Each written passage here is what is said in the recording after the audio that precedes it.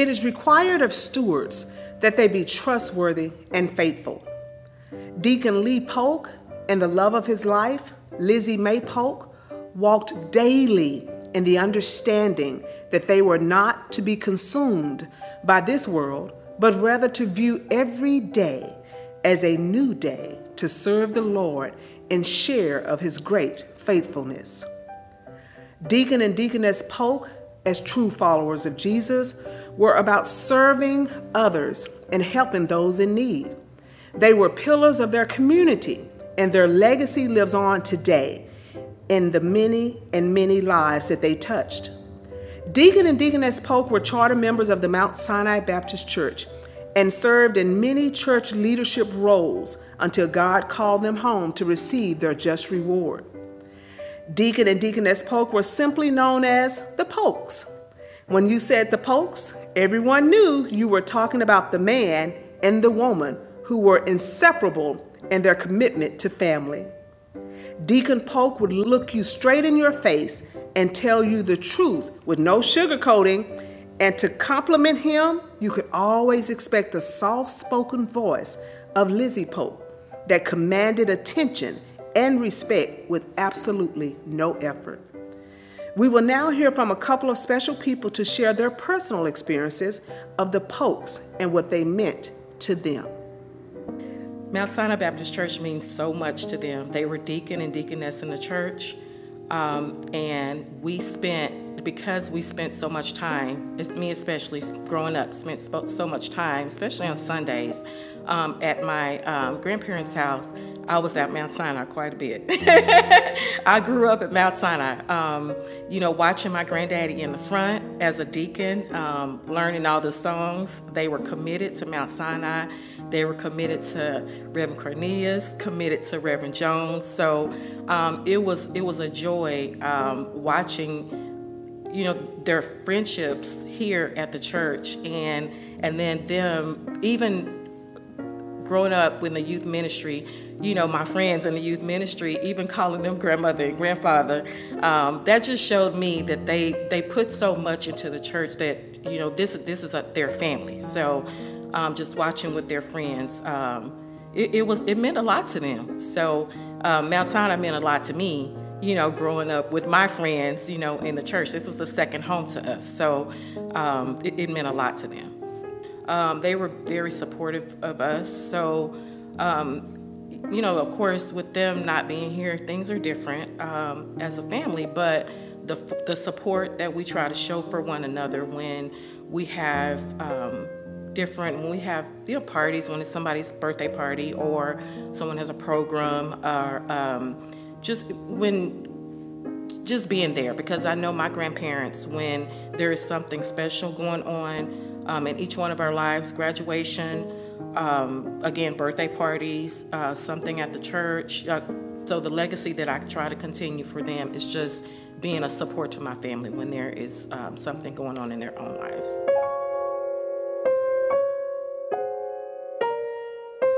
What gave them the most joy are Sundays.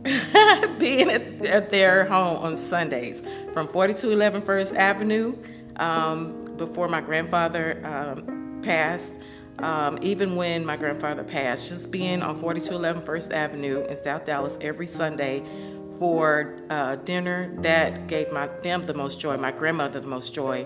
And then when she moved to DeSoto, us being there on Sundays even then gave her the most joy.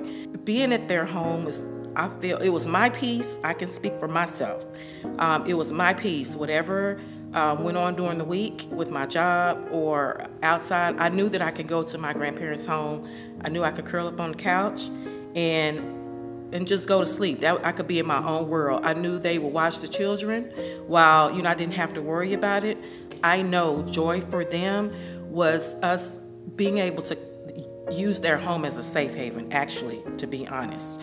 To use their home as a safe haven, whatever's going on with our lives, we know that when we go there, it is peaceful at their home, and that is a time that we can relax from the outside, before we go out on the outside again.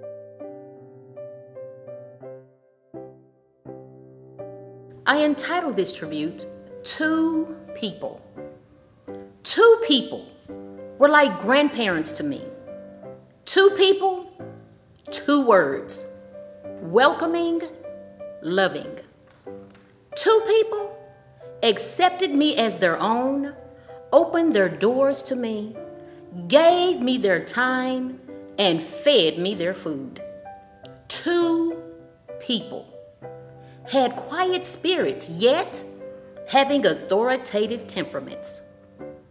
Two people exemplified a Christian life, a life marked by integrity and purity. Who are these two people? Brother and Sister Polk. I know that these two people will enter the kingdom of heaven. They are just waiting for that day when we all will be caught up to meet the Lord in the air. And that is when we will see them again. Somewhere over the rainbow, I do believe there's a place where we will see them in eternity. Somewhere over the rainbow, please do believe these two people are waiting to see you and me. Someday we're going to fly away and live with Jesus every day. Glory, hallelujah, glory, hallelujah. We'll be so happy to enter in. That's when we'll see them both again.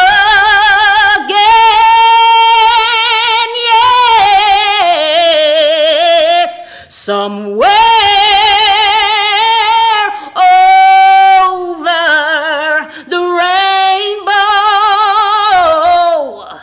I do believe